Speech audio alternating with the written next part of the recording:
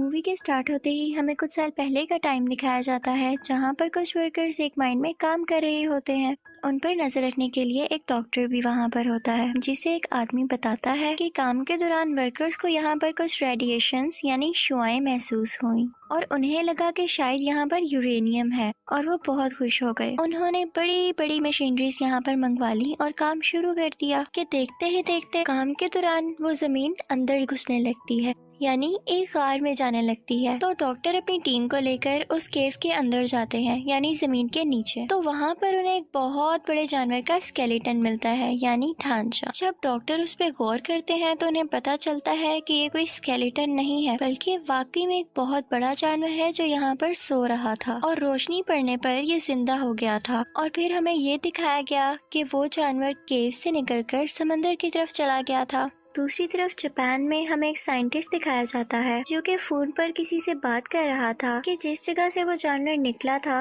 वहाँ से अर्थक्वेक होता यहाँ तक आ रहा है। उसका उस जगह पर एक प्लांट होता है। वो कहता है कि अगर ऐसे ही चलता रहा तो मुझे तो अपना प्लांट खत्म करना पड़ेगा। तभी उसकी वाइफ आती है और वो अपनी वाइफ और अपने बेटे फोर्ट को लेकर वहाँ से चला जाता है। वो अपनी वाइफ से कहता है कि जो अर्थक्वेक के झटके आ रहे हैं ये मुझे कोई अच्छी बात नहीं लग रही, तो तब तक तुम मेरे प्लांट के पास मेरे कुछ टीम के साथ रहोगी। फिर हमें वही साइंटिस्ट एक लैब में दिखाया जाता है जो कि पता लगा रहा था कि असल में ये अर्थक्वेक के झटके आ कहाँ से रहे हैं, लेकिन उनमें से किसी को कुछ भी पता नहीं चल रहा था। तो वो कहता है कि सब मशीनरीज ऑफ कर दी जाएं, क्योंकि हम नहीं जानते कि ये झटके किस चीज के हैं और कहीं ये हमें नुकसान न पहुंचा दें। इसी के साथ वहाँ पर फिर से अर्थक्वेक आने लगता है और साइंटिस्ट की वाइफ भी वहाँ पर आ जाती है। वो वहाँ से भागने लगती है और चैम्बर में ब्लास्ट होने की वजह से एक पॉइजनस गैस यानी जहरीली गैस उसकी तरफ बढ़ने लगती है। साइंटिस्ट अपनी वाइफ को बचाने के लिए आगे बढ़ता है, लेकिन तब तक बहुत देर हो चुकी थी और गैस पूरी तरह से उस कैबिन में फैलने लगी थी। तो उसकी वाइफ उससे कहती है कि दरवाजा बंद कर दो इससे पहले कि ये गैस यहाँ तक पहुँच जाए।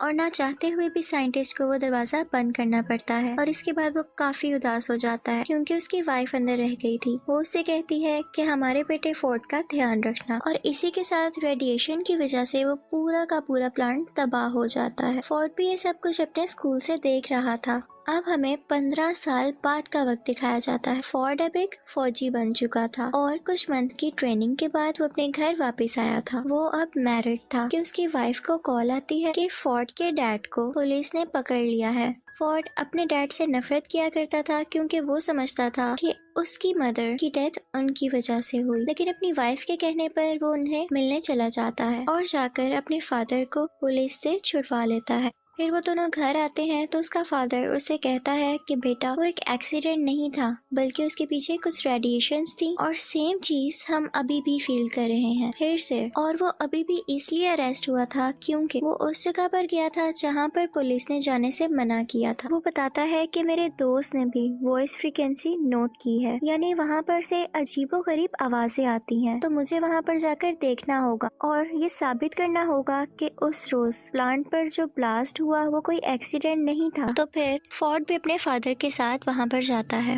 अब वो लोग नोट करते हैं कि वहाँ पर कोई जहरीली गैस या रेडिएशन नहीं थी। वहाँ पर पुलिस फिर से आ जाती है और उन दोनों को पकड़कर अपने साथ ले जाती है और वहाँ पर वही डॉक्टर जो मूवी के स्टार्टिंग सीन में दिखाया गया था वो भी होता है। वो सब साइंटिस्ट से पूछते हैं कि आखिर तुम बार बार उस जगह पर क्यों जाते हो, तो वो सब कुछ बताने लगता है जो वो करना चाहता था। डॉक्टर ये सुनकर बहुत हैरान होता है क्योंकि इतनी सारी इन्फॉर्मेशन तो उसे भी नहीं पता थी। वो वहाँ पर एक बहुत बड़ी पत्थर जैसी चीज पर कुछ एक्सपेरिमेंट्स कर रहे हैं। अचानक वो पत्थर हिलने लगता है तो वो लोग उस पर बिजली फेंकते हैं, यानी इलेक्ट्रिकल शॉक देते हैं। वो पत्थर टूट जाता है और उसके अंदर से एक बहुत बड़ा क्रिएचर बाहर आता है। वो बहुत ही ज्यादा बड़ा था और लोगों पर बिजली जैसी कोई चीज फेंक रहा था। और फिर हमें दिखाया जाता है कि वो जानवर खुद को कैद से आजाद करवाकर प्लांट से बाहर आ जाता है और वहाँ से उड़ जाता है। अगले दिन कैप्टन आते हैं और डॉक्टर को अपने साथ जाने का कहते हैं। डॉक्टर अपने साथ साइंटिस्ट और फोर्ड को भी ले लेता है, लेकिन इस वाकये में साइंटिस्ट काफी जख्मी हो चुका था। वहाँ पर जाकर उनका हेड उन्हें बताता है कि ये क्रिएचर कोई आम क्रिएचर नहीं है। जब जमीन की रेडिएशंस कम होती गई तो ये समुंदर की गहराइयों में चला गया ताकि ये वहाँ से अपनी एनर्जी ले सके।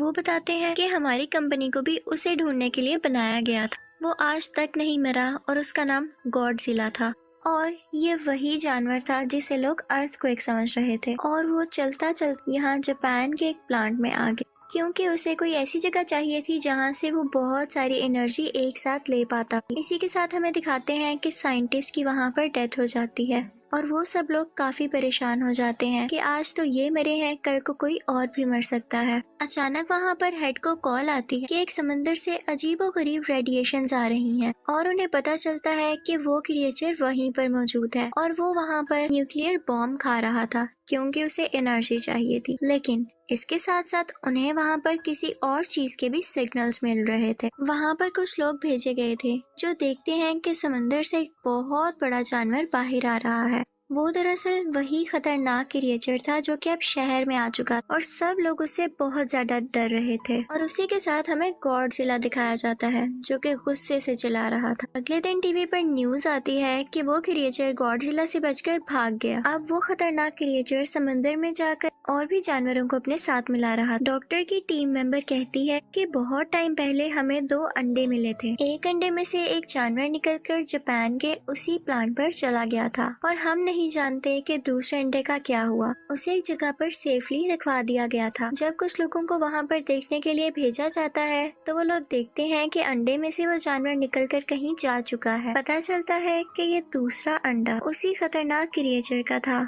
और वो उसमें से निकलकर किसी और शहर में जाकर तबाहियां मचा रहा था। इन दोनों को पुलिस ढूंढने लगती है। फिर हमें दिखाया जाता है कि डॉक्टर टीवी पर दूसरे क्रिएचर की फुटेज देख रहे होते हैं। वहाँ पर वो नोट करते हैं कि इस क्रिएचर के तो पर ही नहीं है जैसे पहले क्रिएचर के थे।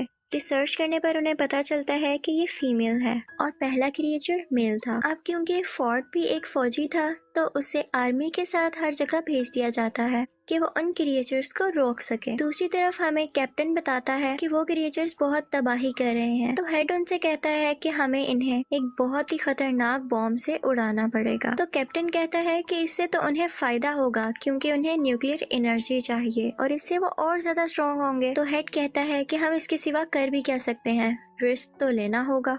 वो दोनों क्रिएचर्स अपनी एनर्जी रिस्टोर करने के लिए यानी रेडिएशंस को खुद में फिल करने के लिए एक समंदर में जा रहे थे क्योंकि समंदर की गहराई से उन्हें बहुत सारी रेडिएशंस मिली और गॉडजिला दूसरी तरफ उन्हें मारने के लिए आ रहा था। तो ये सब लोग भी उसी समंदर की तरफ बढ़ते हैं और वो न्यूक्लियर बॉम्ब भी अपने साथ रख लेते हैं। फोर्ड भी इन पर नजर रखे हुए था। वो बॉम्ब उन्होंने एक बोट पर रखा हुआ था। मेल क्रिएचर आकर उस बोट पर अटैक कर देता है और वो न्यूक्लियर बॉम्ब उठाकर वहां से चला जाता है।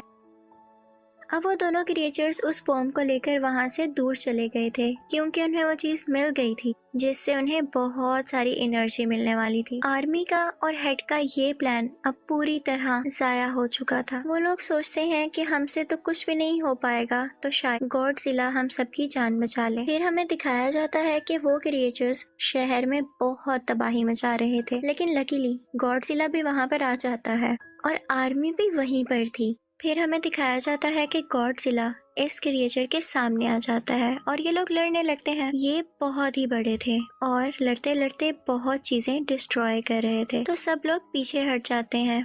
यहाँ पर अभी सिर्फ मेल क्रिएचर ही मौजूद था, तो गॉडजिला उससे आसानी से लड़ पा रहा था और वो उसे मारने ही वाला होता है कि पीछे से फीमेल क्रिएचर आकर उस पर अटैक कर देती है और अब गॉडजिला इन दोनों से अकेला लड़ रहा था। यहाँ पर गॉडजिला के लिए उन दोनों को मारना काफी मुश्किल हो रहा था। दूसरी तरफ हमें दिखाया जाता है कि आर्मी को अंडरग्राउंड यानी जमीन के नीचे एक घोंसले में बहुत से अंडे मिलते हैं जो कि फीमेल क्रिएचर ने दिए थे और गॉडजिला के लिए उनको हराना काफी मुश्किल हो जाता। आर्मी वहाँ पर एक बॉम्ब पर टाइमर लगाकर बाहर आ जाती है और जल्द ही वो बॉम्ब ब्लास्ट हो जाता है और सब के सब अंडे उसमें हट जाते हैं। जब मेल और फीमेल दोनों क्रिएचर ये देखते हैं तो उन्हें अपने अंडों की फिक्र होने लगती है और वो दोनों गॉडजिला को छोड़कर उस तरफ भागते हैं। अब उस धमाके से गॉडजिला को ये फायदा हुआ कि उस धमाके की रेडिएशंस गॉडजिला में एनर्जी की तरह जाने लगी और उसने वही एनर्जी यूज कर अपने मुंह से उन दोनों क्रिएचर्स पर फेंकी और अब गॉडजिला काफी स्ट्रॉन्ग हो चुका था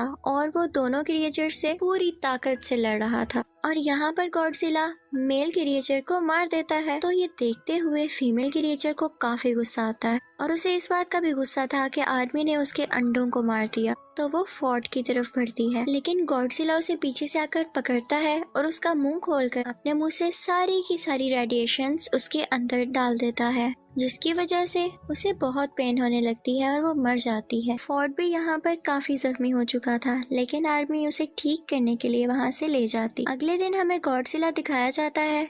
लोग समझ रहे थे कि वो मर चुका है, लेकिन वो थक चुका था और अपनी आंखें बंद कर लेटा हुआ था कि अचानक वो उठता है और वापस समुद्र में जाने के लिए चलने लगता है। वो इनफैक्ट यहाँ पर किसी को कोई नुकसान नहीं पहुँचाने आया था। उसकी दुश्मनी तो बस उन खतरनाक क्रिएचर्स से थी और अब जैसा कि उसने उनको मार दिया तो वो वापस समुद्र में चला जाता है। और अब दिखाया जाता है कि फोर्ड भी अपनी बीवी और बेटे के पास चला गया था और सब कुछ यहाँ पर ठीक हो जाता है। इसी के साथ मूवी भी एंड होती है। Thank you for watching.